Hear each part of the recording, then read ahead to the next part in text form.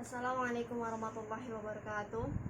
Alhamdulillahirabbil alamin wa bihi nasta'inu ala umuri dunya waddin wa sallallahu wasallam ala sayyidina Muhammadin khatimin nabiyina wa alihi wa sahbihi ajma'in. Wala haula wala quwata illa billahil aliyyil azim. Perkenalkan, saya Khairiatul Fitria, mahasiswi STAI Ibnu Sina, jurusan Pendidikan Agama Islam semester 4. Izinkan saya dalam video ini untuk menjelaskan mengenai bab furudul wudu dan hal-hal yang dapat membatalkan wudu.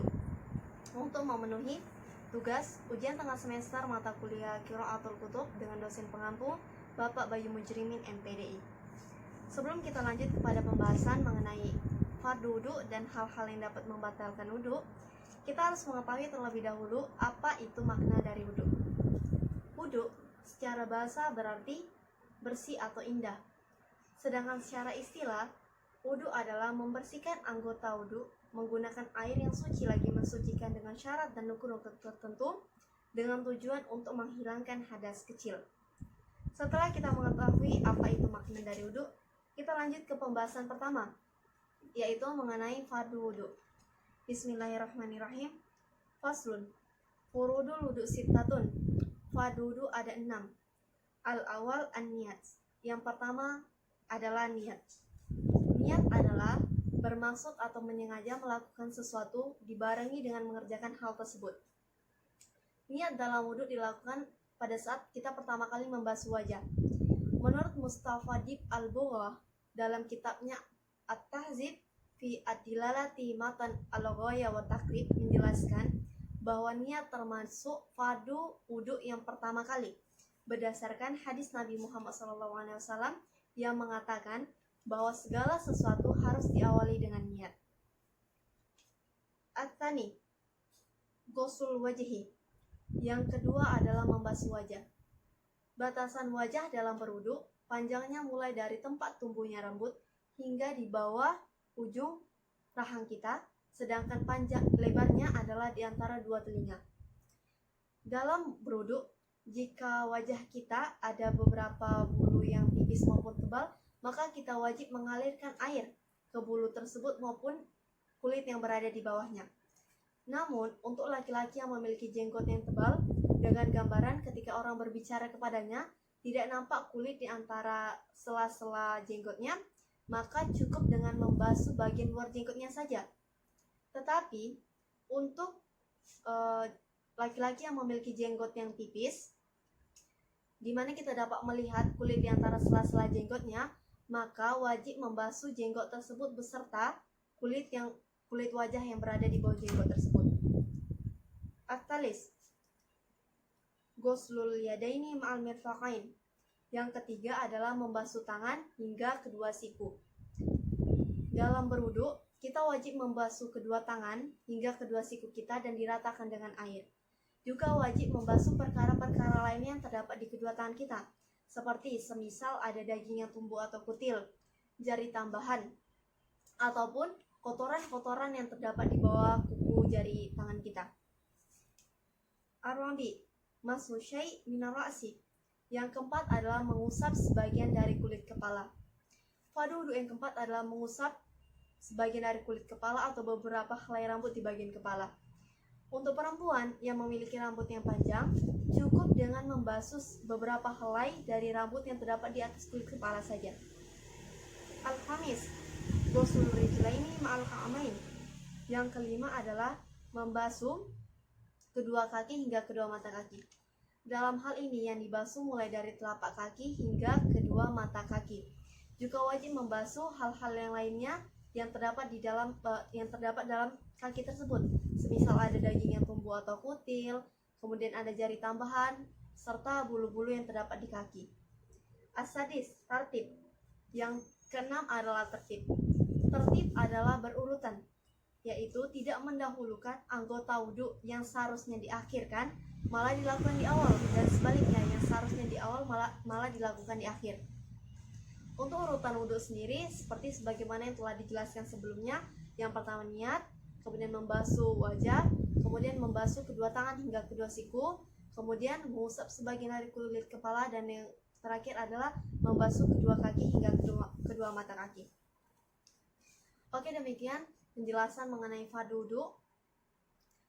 Di samping itu ada beberapa perbuatan sunnah dalam berwudu, seperti mengucapkan basmalah, bersiwak, berkumur, menghirup air ke hidung lalu mengeluarkannya kembali, mengusap kedua telinga kita, dan mendahulukan anggota badan yang sebelah kanan. Selanjutnya kita akan membahas mengenai hal-hal yang dapat membatalkan wudu. Faslun. Nawaqidul wudu'a arba'asyah. Yang dapat membatalkan wudu ada 4 hal. Al-awal, al-khariju min ahadi sabilaini min qubuli aw duburihun aw ghairuhu ilal mani. Yang pertama adalah keluarnya sesuatu dari kubul atau dubur, baik berupa angin ataupun yang lainnya kecuali keluar mani.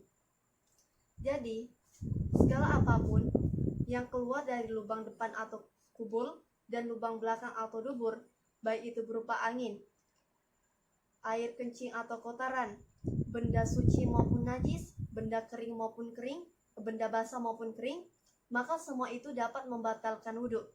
Sedangkan apabila yang keluar adalah air mani, maka wudhunya tidak batal.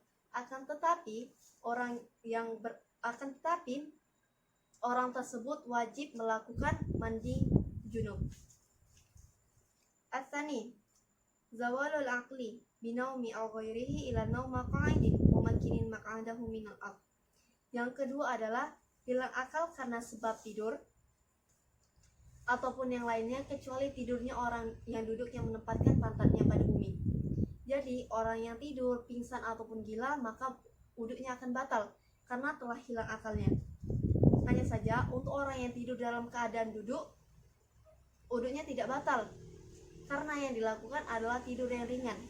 Lain lagi, jika orang yang tidur dalam keadaan nyaman dan nyenyak, maka wudhunya akan batal karena bisa saja orang tersebut telah mengeluarkan hadas namun tidak merasakannya karena sempat hilang kesadaran atau hilang akalnya. At-talis, iltiqa'u basyaratai rajulin wa imra'atin kabiraini ajnabiyaini min ghairi ha'il. Yang ketiga adalah bersentuhan kulit antara laki-laki dan perempuan yang sama-sama dewasa tanpa adanya penghalang. Jadi tidak akan batal wudhu seorang laki-laki yang bersentuhan dengan sesama laki-laki ataupun seorang perempuan bersentuhan dengan sesama perempuan. Juga tidak akan batal wudhu seseorang antara laki-laki dan perempuan yang bersentuhan kulit tetapi sesama mahram. Pun juga tidak akan batal wudhu seseorang laki-laki yang bersentuhan kulit dengan anak kecil perempuan. Juga tidak akan membatalkan wudhu apabila seorang laki-laki dan perempuan yang sama-sama dewasa bersentuhan kulit namun adanya penghalang seperti adanya kain sehingga kulit tidak langsung bersentuhan secara fisik. Jadi yang membatalkan di sini adalah apabila seorang laki-laki dan perempuan yang sama-sama dewasa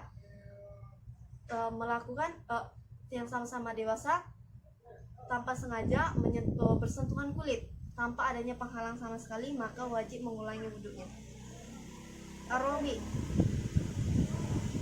masukubulil adami aw halqatihi duhurihi bi batni rahati aw butunihi asabi. Yang keempat adalah memegang kubul atau dubur menggunakan telapak tangan atau telapak jari-jari tangan. Jadi, wudhu seseorang dapat batal apabila memegang kubul atau duburnya menggunakan telapak tangan atau telapak jari-jari tangan, baik itu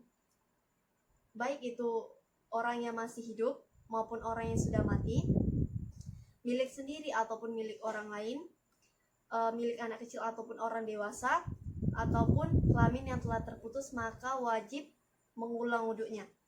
Wudhu tidak akan batal apabila kita menyentuh kubul atau dubur menggunakan selain dari telapak tangan atau telapak jari tangan, seperti menyentuhnya menggunakan punggung tangan atau adanya penghalang seperti kain, ataupun menyentuh kubul atau dubur dari binatang. Oke, demikian penjelasan saya mengenai fardu wudhu dan hal yang dapat membatalkan wudhu. Mohon maaf atas banyaknya kekurangan dalam hal materi maupun dalam segi proses pembuatan video. Semoga video ini bermanfaat bagi kita dalam kehidupan sehari-hari.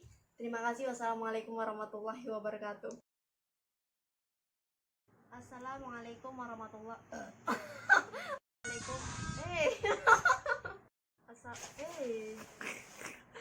Udah ya?